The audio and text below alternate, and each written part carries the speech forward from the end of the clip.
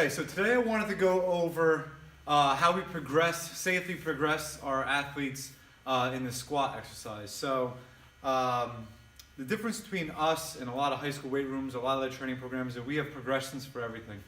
We're not going to ask a kid, a middle school kid, a young kid to just come in the gym, or even a high school kid at that, to just come in the gym, get underneath the barbell, put a lot of weight on it, and squat it.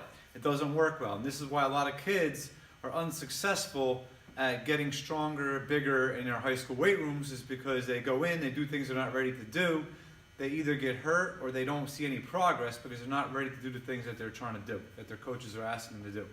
So what we do is we come in, we work on a little bit of body weight squatting first, typically, in the warm-ups, and then we come in and we're gonna go to a kettlebell squat. Now, we use a box squat for a couple different reasons. I like the box squat because it forces the athlete to push back and use their hips and hamstrings, and I'll demonstrate in a second here and I'll show you what I'm talking about. They can't just let their knees fall forward and heels come off the ground. That's the biggest flaw you see in a lot of squats, is that you're going to see knees forward, heels off the ground, or just knees forward in general, and they're only using their quads. A lot of athletes are strong in their quads already because they do lunges at practice, do a lot of running, and they're very quad dominant. In order to get faster and more powerful, they need to get stronger hamstrings, butt, and lower backs. Squatting back onto a box allows us, and being wide allows us to train the muscles that they're typically weak in. It also allows us to gauge depth. What happens is if you give a kid some weight and tell them to squat, at the light weights they'll go all the way down, at the heavier weights they'll go a little bit higher, and as it gets heavier and heavier they'll get less and less range of motion. This forces us to have range of motion.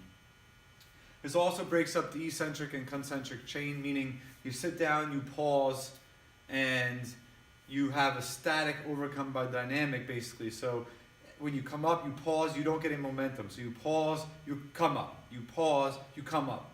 Without momentum, this is a lot like what happens when you run, right? Every time you take a step, you're basically stopping and starting again, okay? So this also forces the athletes to have a higher rate of force production. So you have to generate a higher, quicker, faster rate of force production to get off the box when you don't have the momentum. So we use box squats a lot. Not to say we don't ever squat without the box. We do squat without the box once in a while, but typically we use box squats more. There's a lot of other reasons, and I'll get into another video on why we box squat, but for now, just progressions. I'm going to show you how we progress. So we take a kettlebell, we get wide feet, okay, outside the hips. We're actually actively pushing into the ground laterally as we drive our hips backwards. So we get the kettlebell underneath the chin, it's called the goblet position, and we reach back onto the box, we pause, we stay tight and tall, and we're up. Now, if you notice, what we're looking for on the box is we can keep, another reason why we use the box is because it allows us to keep basically tabs. We can say sit on the box, pause, and we're going to put you in the right position. So we can essentially build the squat from the ground up. Make sure their feet are right, make sure their shins are right, their hips, their knees. A lot of guys, you're going to see a lot of guys and girls are going to let their knees cave in. That's just either a cue or it means that their glutes could be really inactive or weak. We also want to see, you can't really see my sweatpants, but we want to see shins either vertical or pointing backwards on the box, so that we're using our hamstrings to come up off the box when we come up. So from here, we're coming straight up, and we're not allowing our knees to come forward like so.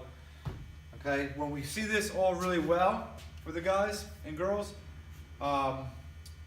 we start to either add weight or change the box height. So we could adjust this height to make it harder or easier. When they're new and they're a little tight, we might put them into like a higher box. And as they get stronger, they get more mobile, they can get deeper, we lower the box. So we start with the light kettlebell and we work up. As they get better, we start to add weight. Now, if they're getting to a parallel box or below parallel box with a 79 kettlebell or an 88 maybe for the guys, we're gonna go to the barbell. At that point in time, they're ready for a barbell. They have the structure, they have the torso, the strength in their torso, they have the foundation of strength to be able to handle a barbell. If you could hold an 88-pound kettlebell underneath your chin and squat with it, you're going to be strong enough to put the bar on your back. What happens is when you don't And you could even do these body weight, and you could also do these, I didn't mention this, you could do it with weight vest, or we could do it with chains. So if kids are hurt, you know, we have broken arms and stuff like that, we'll just put a chain around their neck or a weight vest on and make them squat with the weight vest or the chains, and you don't even need to have a, you don't even need to hold the weight. So, but once they're strong enough, they're going to the bar, it's going to be a seamless transition. They're not going to flounder. You're not going to waste time. You know, we'll say, if they do the 88 good, and I say, okay, all you're going to do is the same thing. Set your hands even on the bar, and we're going to sit on the box the same way, and they do it. It's very simple. It's an easy, seamless transition. So we unrack, we're wide, we're back, and we're up.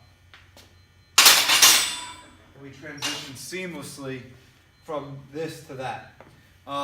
You've also probably seen us, we use a lot of different barbells, and that's just more like advanced progressions as they get stronger, and to keep things fresh for them, and to avoid accommodation. But basically what we do with the squat is we go body weight, we go goblet squat onto a box, we go barbell squat once they get to about 88, 79 pounds. And this is pretty seamless transition. It works well for us.